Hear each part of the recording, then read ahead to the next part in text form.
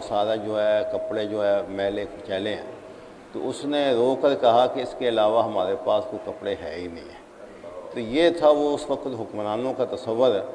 کہ وہ واقعی اپنے آپ کو مسئول سمجھتے تھے۔ اور حضرت عمر رضی اللہ تعالیٰ عنہ کے متعلق عام یہ مشہور ہے کہ وہ روتے تھے اور کہتے کاش کہ میں چڑیا ہی ہوتی کہ میں اللہ تعالیٰ کے حساب کتاب سے بچ جاتا۔ کبھی وہ تنکے کو پکڑتے کاش کہ میں یہ تنکا ہی ہوتا کہ قیامت کے دن مجھے جو ہے یہ ذمہ داریاں جو فرائض سونپی گئی ہیں ان کے متعلق جواب دہی مجھ سے نہ کرنی پڑے۔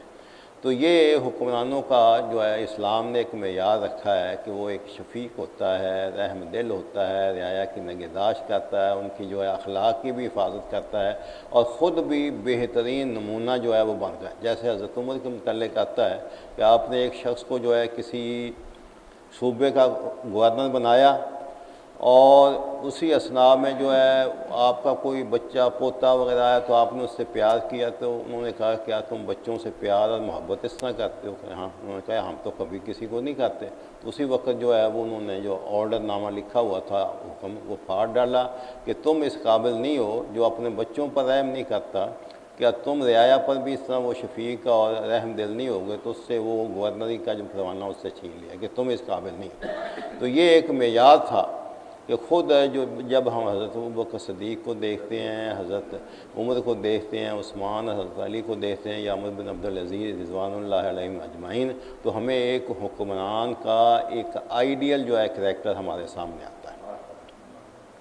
اسی طرح کہا تھا کہ حضور نبی اکرم صلی اللہ علیہ وسلم ہیڈ آف دا فیملی، وہ بھی ہے، اس کا بھی فرائض ہے۔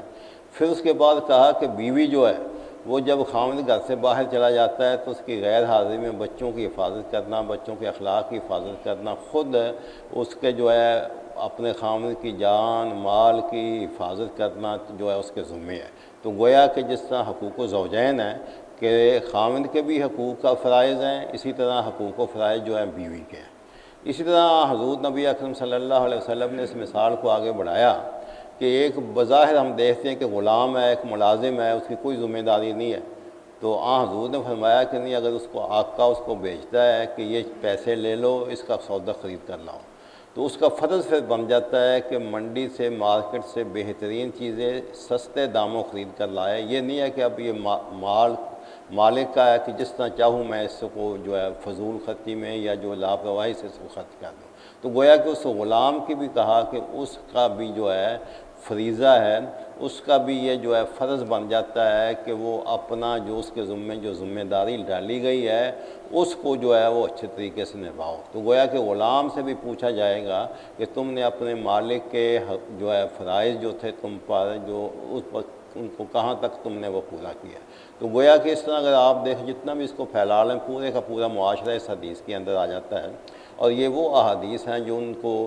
جو ہے الکتاب جو ہے بالکل بنیادی حدیثیں ہیں کہ اگر صرف ایک حدیث پر ہی عمل کر لیا جائے تو انسان پورے کے پورے اسلام پر جو ہے وہ عمل کرتا ہے۔ مثلا یہی حدیث جو ہے کہ اگر ہر شخص جو ہے اپنے فرائض ادا کرنا شروع کر دیں تو وہ صرف اپنا فرض ادا نہیں کر رہا ہوتا بلکہ دوسرے کا حق ادا کر رہا ہوتا ہے۔ مثلا خاوند جو ہے وہ اپنے فرائض ادا کرتا ہے تو وہ بیوی کے حقوق ہیں، بیوی اپنے فرائض ادا کرتی ہے تو وہ اپنے خاوند یا بچوں کے حقوق ہیں۔ اس طرح اولاد جو ہے وہ اپنے فرائض ادا کرتے ہیں تو اس کے والدین کے جو ہے وہ حقوق ادا کر رہے ہیں۔ اسی طرح بادشاہ جو ہے وہ حکمران طبقہ جو ہے وہ اپنے فرائض ادا کر رہا ہے تو رعایا کے جو ہے حقوق اس پر ان کی ادائیگی کر رہا ہے۔ تو گویا کہ اسلام نے جو ہے یہ آپ یہ دیکھیں کہ اسلام کی خوبی یہ ہے کہ اسلام نے ہر شخص کو یہ نہیں کہا کہ وہ تمہارا حق یہ ہے، بلکہ کہا ہے تمہارا فرض یہ ہے۔ تمہارا صرف جو ہے منصب یا مقام یہ ہے کہ اپنے فرض کو بہترین طریقے سے ادا کرو۔ اس فرض کے متعلق تم سے پوچھا جائے گا، تمہیں اللہ تعالیٰ نے مال دیا تھا، ذہن دیا تھا، عمل کی جو ہے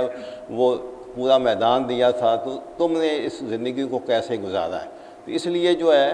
یہ اگر آپ حدیث دیکھیں تو اس لحاظ سے ہم دیکھتے ہیں کہ اسلام نے اپنے جو ہے فرائض جو ہیں بندوں کے فرائض پر زور دیا ہے۔ آج کل جو مغربی تہذیب سے ہم دیکھتے ہیں کہ جو چیز آئی ہے اور غلط چیز وہ ہمارے ذہنوں میں آ گئی ہے کہ یہاں پر وہاں سے ہر شخص اپنا حق مانگتا ہے، ہر شخص اپنا حق مانگتا ہے کہ مزدور کا کیا حق ہے، سرمایہ دار کا کیا حق ہے، دکاندار کا کیا حق ہے، عورت کا کیا حق ہے، مرد کا، اپنے حقوق کے پیچھے پڑے ہوئے ہیں لیکن اپنے فرائض کو انہوں نے فراموش کر دیا۔ یہی چیز ہمارے ہاں آ گئی ہے۔ ہر شخص اٹھتا ہے تو اپنے حقوق تو وہ گنواتا ہے،